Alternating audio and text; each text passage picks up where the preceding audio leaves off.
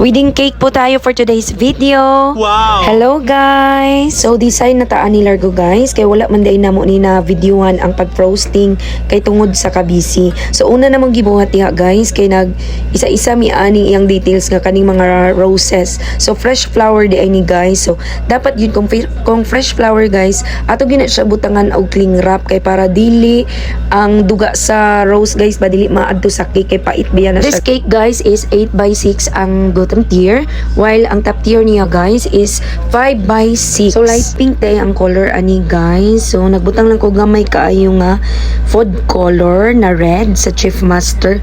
Tapos white lang pod sa iyang bottom og sa iyang top. Napatong na nato ang cake guys no. So next na mo ibutang ana guys is butangan na mo na siya og dowel. So importante jud kaayo ang dowel sa cake guys, labi na jud kong mga tiered cake na guys, kay mao magud na siya ang naghatag og stability para po dili mag-collapse o mao na siya magasuporta sa cake guys. Nagsugod na ta og design diri guys. So gipang tusok-tusok na ning mga fresh flower guys.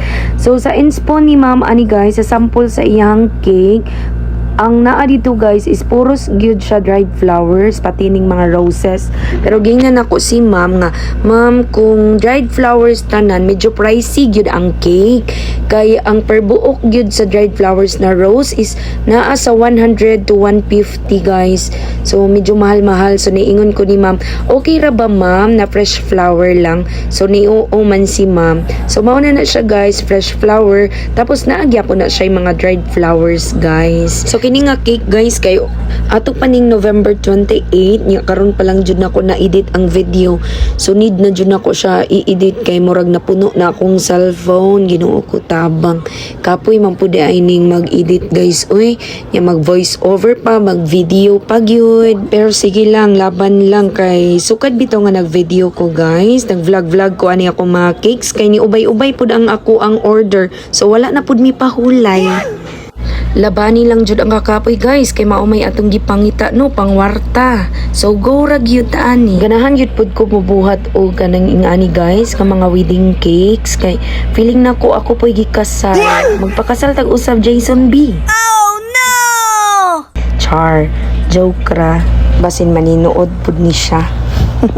So kini siya na cake guys is order ni Ma'am Jessa Albeso. Thank you for ordering your wedding cake from us Mr. and Mrs. Perez, and congratulations on your special day, and may your journey together be filled with love and happiness ma'am and sir. And thank you so much to all of our followers for sharing our videos guys. So your support means a lot to us guys.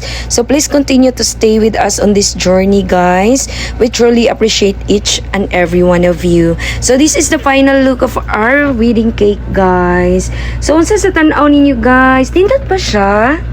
Ganahan ba mo? For inquiries and order guys, please message us. So naa po di mi page guys, AA's Cakes by Kikit. Please paki-follow pud ko guys. Dagan kaayong salamat. God bless us all. Goodbye.